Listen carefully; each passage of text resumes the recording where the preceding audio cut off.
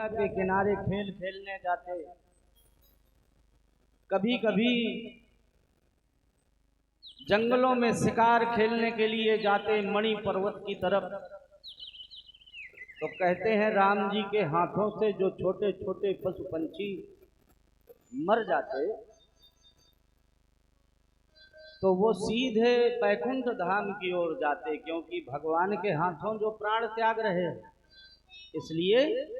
इसलिए वो मुक्त हो जाते। गोस्वामी तुलसीदास जी महाराज कहते हैं, यहाँ तक की कथा तो मैंने आपको सुना दी, अब तुम आगे का चरित्र सुनो। बक्सर नाम की जगह में महामुनि विश्वामित्र जी अपना 100वां यज्ञ पूर्ण करना चाह रहे हैं, लेकिन राक्षस उनको यज्ञ पूर्ण नहीं करने दे रहे। रावण ने ताड़का, मारीच, सुबाहु आदि को वहां पर चौकी बना करके रुकवा दिया, ठहरा दिया कि जब भी महामुनि विश्वामित्र यज्ञ करें तो इनके यज्ञ को विध्वंस कर दो। क्यों? क्योंकि यदि 100वां यज्ञ पूर्ण हो जाएगा तो उससे आविष्कार होगा, विज्ञान का आविष्कार होगा, नए नए अस्त्र शस्त्र तैयार किए जाएंगे, और यदि 100 यज्ञ पूर्ण करने के पश्चात अस्त्र शस्त्र तैयार किए गए तो उनसे निशाचरों का नाश हो जाएगा। इसलिए यज्ञ पूर्ण नहीं करने दे रहे हैं। जब जब यज्ञ करते तो स्वाहा सुनकर के अथवा धुआं को देखकर निशाचर दौड़ते, अब कहीं मांस के टुकड़े फेंक जाते, कहीं रक्त फेंक जाते और अशुद्धि फैला देते। बड़ी गिलानी है मन में, बड़ा दुख है, संताप है महामुनि विश्वामित्र जी के कि अब ऐसे समय में हमारी रक्षा कौन करेगा। भगवान ने कहा था कि मैं धरती में अवतार लूंगा, लेकिन अभी तक नहीं आए। आंख बंद करके देखा तो महाराज दशरथ के आंगन में 4-4 अंशों में अवतार ले लिया है, ऐसा उन्होंने देखा। अपने शिष्यों को समझाते हैं कि बेटा जब तक हम आ न जाएं, जब तक तुम लोग आश्रम के बाहर न जाना और ना ही यज्ञ करना, क्योंकि जब मैं नहीं रहूंगा और ये निशाचर आ गए तो फिर निशाचरों से तुमको कौन बचाएगा। अभी तो थोड़ा बहुत हमारा डर मानते हैं कि कहीं श्राप न दे दे। महामुनि विश्वामित्र जी श्राप देकर के राक्षसों को भस्म तो कर सकते हैं, लेकिन तार नहीं सकते ना। मार तो सकते हैं पर मुक्त नहीं कर सकते। मरेंगे तो फिर जिंदा हो जाएंगे, कहीं ना कहीं फिर जन्म लेंगे, लेकिन भगवान के हाथों यदि मरे तो फिर बार बार जन्म नहीं लेंगे। साधु संत ऐसे ही होते हैं, वो किसी को कष्ट नहीं देते। यदि उनके कारण किसी की मृत्यु भी हो जाए तो वो प्रयास करते हैं कि ये मुक्त हो जाए, मड़राता न रहे, यहाँ कहीं संसार में बना भूत फिरे। इसलिए विश्वामित्र जी विचार बनाते हैं कि मैं जाऊंगा दशरथ जी के राज दरबार में और उनके पुत्रों को मांग करके ले आऊंगा। जाते हैं, सरयू मैया में स्नान बनाते हैं और सीधे दरबार में पहुंचे। जैसे ही सुना कि महामुनि विश्वामित्र जी का आगमन हुआ है तो महाराज दशरथ ने तो अपना सिंहासन ही छोड़ दिया, क्योंकि उनको तो मालूम है कि ये वही विश्वामित्र जी हैं जो हमारे पूर्वज राजा हरिश्चंद्र को काशी बनारस में बेच दिए थे, है ना। तो महाराज दशरथ ने उनको अपने सिंहासन में बिठा दिया। विश्वामित्र जी को और अपने चारों पुत्रों को बुला करके कहते हैं, बेटा इनको प्रणाम करो। जानते हो ये कौन है? ये हैं द्वितीय कोटि के ब्रह्मा जी। एक बार ब्रह्मा जी से नाराज होकर के इन्होंने नई सृष्टि का निर्माण कर डाला था। जैसे ये सब सृष्टि बनी हुई है, मनुष्य आदि, अंडज, पिंडज, उद्भिज, जंगम, स्थावर, ऐसे ही जो जरायुज उत्पत्ति है। जरायुज का मतलब जैसे जैसे जैसे ये नारियल, ये जरा युक्त है। इसकी उत्पत्ति किसने करी थी? इसकी उत्पत्ति विश्वामित्र जी ने करी थी। इसमें भी 3 पुरुष होते हैं, बाहर से, और फिर इसको हटाएंगे तो भीतर गरी का गोला, और फिर गरी का गोला फोड़ेंगे तो भीतर मिलेगा पानी। ऐसे ही होता है ना। ऐसे ही शरीर के भीतर भी 2 शरीर होते हैं। ये जो शरीर है इसको कहते हैं स्थूल शरीर।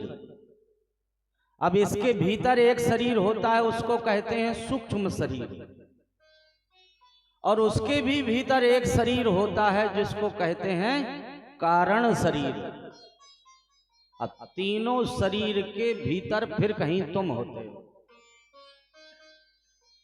तो ये जो जरा युक्त उत्पत्ति करी सृष्टि में, ये विश्वामित्र जी ने करी। अब ये बड़ा वृतांत है, किसी और दिन बताएंगे कि कैसे करी।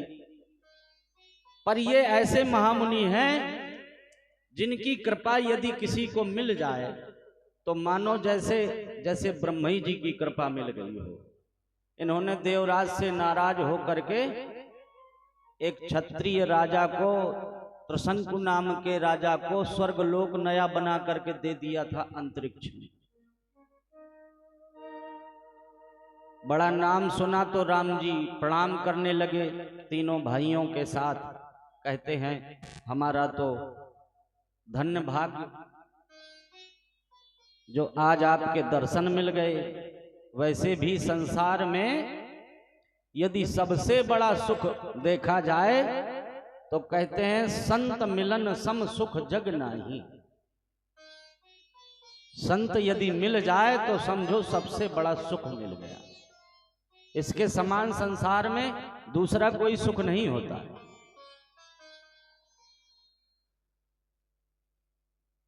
पूज्य के चरणों का मैं तो वंदन करूं, पाँव की रज को माथे का चंदन करूं। कोई साधन नहीं साधना के लिए, कोई साधन नहीं साधना के लिए। किस तरह है साधना और ये साधन करूं। पूज्य के चरणों का मैं तो वंदन करूं।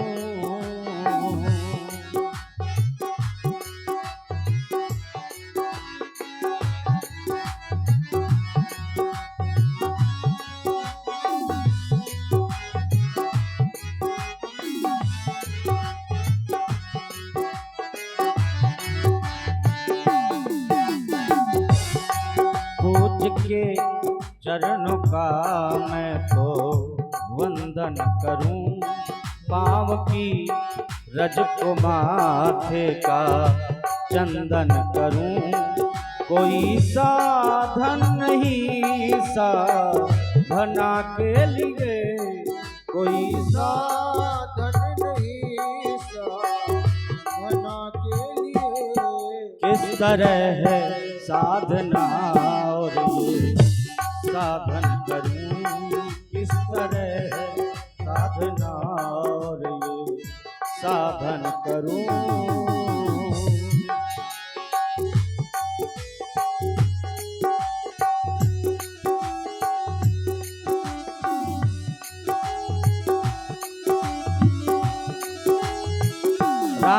कहते हैं हमारे तो भाग्य ही जाग गए। भाग्य जागे जो दर्शन हुए आपके, भाग्य जागे जो दर्शन हुए आपके। धन्य जीवन चरण जो छुए आपके, धन्य जीवन चरण जो छुए आपके। भाग्य जागे जो दर्शन हुए आपके, भाग्य जागे जो दर्शन हुए आपके। धन्य जीवन चरण जो छुए आपके, धन्य जीवन चरण जो छुए आपके। हल कुछ मिले, हल कुछ मिले पकड़ूं प्रभु चरण। हल कुछ मिले, हल कुछ मिले पकड़ूं प्रभु चरण। सेवक हूँ मैं सेवा करूं, लीजय प्रभु शरण। सेवक हूँ मैं सेवा करूं, लीजय प्रभु शरण। सेवक हूँ मैं सेवा करूं, लीजय प्रभु शरण।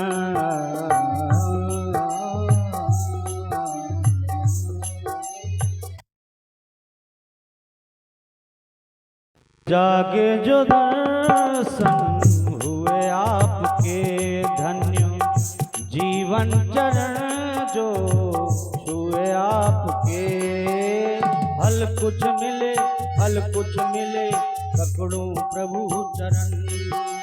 सेवक हूँ मैं सेवा करूं, लीजय प्रभु शरण।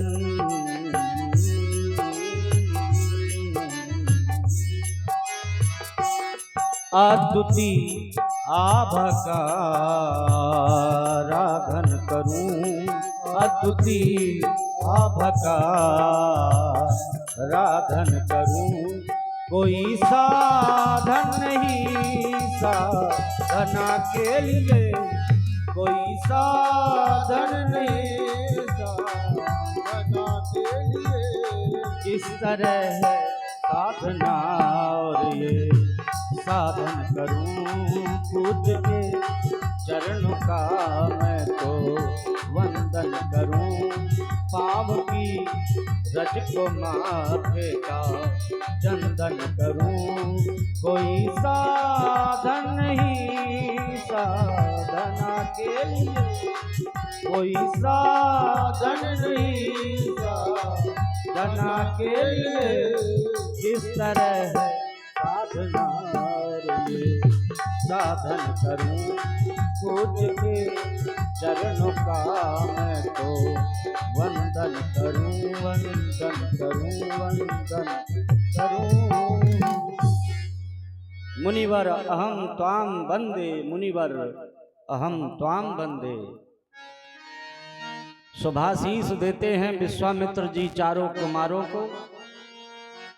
और जब वो अपनी माताओं के समीप चले जाते हैं रनिवास में, तो महाराज दशरथ विश्वामित्र जी के चरणों में बैठ करके कहते हैं कि आज हमारे समान कोई दूसरा धन्य नहीं है।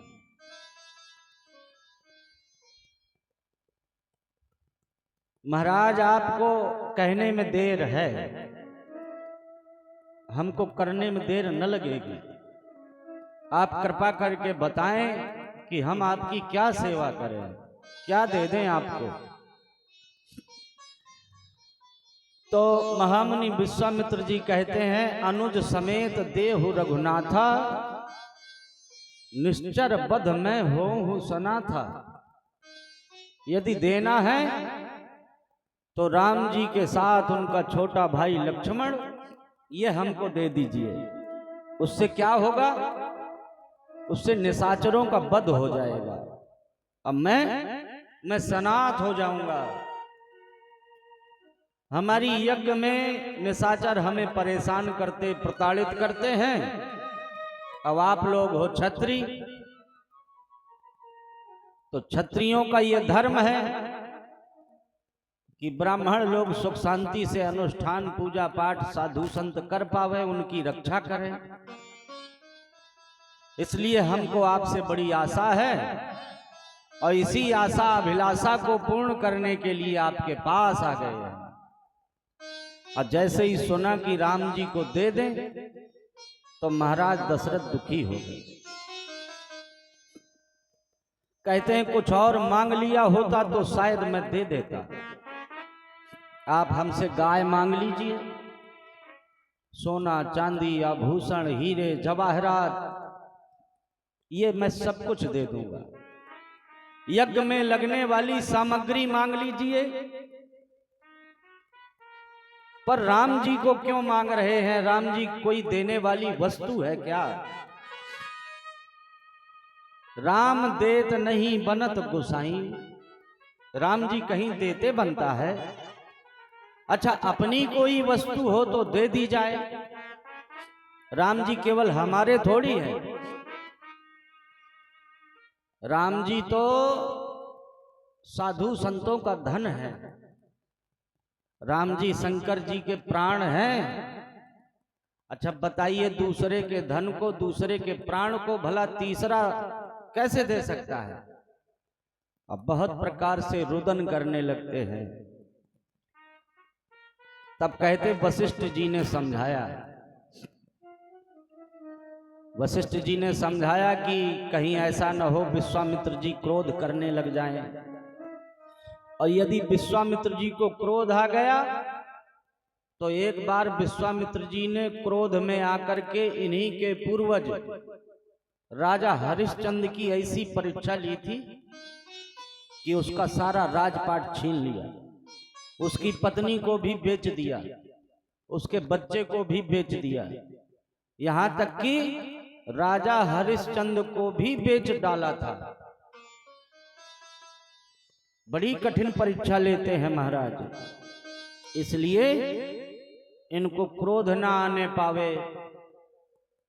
कुछ दिन में यज्ञ पूरा हो जाएगा तो बच्चे अपन को वापस मिल जाएंगे, बाबा जी थोड़ी बच्चे रखे रहेंगे। यज्ञ पूर्ण हो जाए इसीलिए तो मांग रहे हैं। तो ऐसा करो, तुम अपने पुत्रों को 2 मत सौंप दो, क्योंकि जो वस्तु दे दी जाती है वो वापस नहीं ली जाती, और जो सौंप दी जाती है उसको तो वापस ले लिया जाता है। ऐसा ही किया महाराज दशरथ ने। राम जी लक्ष्मण जी को बुला करके विश्वामित्र जी के हाथ में सौंप दिया। 10 दिन की ही तो बात है। जैसे ही यज्ञ संपन्न हो तो महाराज हमारे बालक हमको वापस दे देना। बहुत प्रकार से राम जी और लक्ष्मण जी को समझाते हैं महाराज दशरथ, आज्ञा देते हैं, आदेश देते हैं कि आज से यही तुम्हारे माता पिता हैं, इनको गुरु मान करके इनकी खूब सेवा करना, और इनकी यज्ञ रक्षा में यदि कोई दुष्ट निशाचर आ जाए, यज्ञ विध्वंस करने की चेष्टा करे तो उसका वध कर देना, मार देना उसको। युद्ध में भले ही प्राण चले जाएं पर पीठ पीछे मत दिखाना, वीर गति को प्राप्त हो जाना, लेकिन रघुवंशियों के सर को झुकने मत देना। पिताजी से आशीर्वाद लेते हैं राम जी, कहते हैं आप चिंता न करिए, हम आप ही के तो पुत्र हैं। आपने कई बार देवासुर संग्राम में देवताओं के पक्ष से असुरों को कई बार पराजित किया। अब हमको ये सारी विद्याएं, धनुर्विद्या आदि इसीलिए तो सिखाई थी। अब परीक्षा का समय आया है तो जा रहे हैं, अब प्रमाण पत्र लेके ही आएंगे। तो दोनों भाई मिलकर विश्वामित्र जी के साथ जाने लगते हैं। तो विश्वामित्र जी कहते हैं तुम आगे को पैर धर रहे हो, पीछे क्यों जा रहा है? बोले इसलिए जा रहा है कि पिताजी ने तो कह दिया पर माताजी ने कुछ नहीं कहा है। तो बोले माताजी से भी बता के आओ कि 10 दिन के लिए बाबा जी के साथ जा रहे हैं।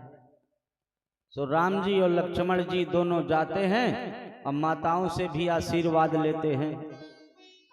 छत्राणी माता है तो व्याकुल तो होती नहीं, वो तो और आशीर्वाद देती हैं, कहती हैं कि हमारे दूध को लजाना नहीं, दुष्ट निशाचरों को भली प्रकार से दंडित करना, यज्ञ नहीं होने देते हैं। ऐसे समय में साधु संत ब्राह्मणों की रक्षा यदि क्षत्रिय बालक न करेंगे तो कौन करेगा? तो माताओं से आशीर्वाद लेकर के नगर के बाहर जहां विश्वामित्र जी इंतजार कर रहे होते हैं वहां राम जी और लक्ष्मण जी आकर के पुनः गुरुदेव को प्रणाम करते हैं और आश्रम की ओर यात्रा प्रारंभ करते हैं। अब रास्ते से जा रहे थे तो बीच में एक तिराहा पड़ गया, जैसे अपना ये आगे वाला तिराहा 3 रास्ता निकली, ऐसे वहां से 2 रास्ते फूटे थे। अब गुरुजी कहते हैं बताओ बेटा इस वाले रास्ते से चलें कि इस वाले से चलें? राम जी कहते हैं दोनों रास्ताओं में क्या है, समय कौन में ज्यादा लगेगा? बोले ये रास्ता तो 3 पहर में पहुंचा देगा, लेकिन कष्ट बहुत बड़ा है, संकट। और ये वाला जो रास्ता है इसमें छोटे छोटे संकट हैं पर 3 दिन लगेंगे। राम जी कहते हैं 3 पहर तो छोटा होता है और 3 दिन तो बहुत, 3 दिन में तो कई पहर बीत जाएंगे। एक दिन में 4 पहर, एक रात में 4 पहर, और 3 दिन में 24 पहर। और ये जो रास्ता 3 पहर का है तो रात ही बीतेगी नहीं और सुबह सुबह पहुंच जाएंगे आश्रम। तो गुरुजी इसमें ज्यादा क्या सोचना, आप तो 3 पहर वाले से ही चलिए। गुरुजी कहते 3 पहर वाले में बड़ा संकट है। कैसा संकट है गुरुजी? बोले वो ताड़का नाम की राक्षसी रहती है, उसके पास में 60,000 हाथियों का बल है। 1 2 10 20 50 नहीं, 60,000 हाथियों का बल है उसके पास। दूर से साधु ब्राह्मणों को देख लेती है तो कहते हैं उनको ऐसे ही कच्चा चबा जाती है, खा जाती है। तो उससे विश्वामित्र जी बहुत डरते हैं। राम जी से कहते तुम आगे हो जाओ और लक्ष्मण जी से कहते तुम पीछे हो जाओ, और दोनों अपने अपने धनुष में बाण चढ़ा लो, कहीं से भी आ सकती है वो। राम जी और लक्ष्मण जी दोनों धनुष में बाण रख के चलने लगते हैं। तभी अंधियारा तो बढ़ ही रहा था। तो राम जी पूछने लगते हैं ओ गुरुजी कैसा है ये शोर, अंधेरिया झुकती जाती घोर, कहो मैं क्या करूं? ओ गुरुजी कैसा है ये शोर, अंधेरिया झुकती जाती घोर, बता मैं क्या करूं? ओ गुरुजी कैसा है ये शोर, अंधेरिया झुकती जाती घोर, कहो मैं क्या करूं? ओ गुरुजी कैसा है ये शोर, अंधेरिया झुकती जाती घोर, कहो मैं क्या करूं? गुरुजी पूछते हैं क्या दिखाई दिया? एक नारी दौड़ी आती, हड्डी का ढेर लगाती। एक नारी दौड़ी आती, हड्डी का ढेर लगाती। एक नारी दौड़ी आती, हड्डी का ढेर लगाती। एक नारी दौड़ी आती, हड्डी का ढेर लगाती। छिप छिप के छिप छिप के हमें डराती, कहो मैं क्या करूं। ओ गुरुजी कैसा है ये शोर, अंधिरिया झुकती जाती घोर, कहो मैं क्या करूं। ओ गुरुजी कैसा है ये शोर, अंधिरिया झुकती जाती घोर, कहो मैं क्या। गुरुजी ने जैसे ही देखा तो वो तो दौड़ करके चली आ रही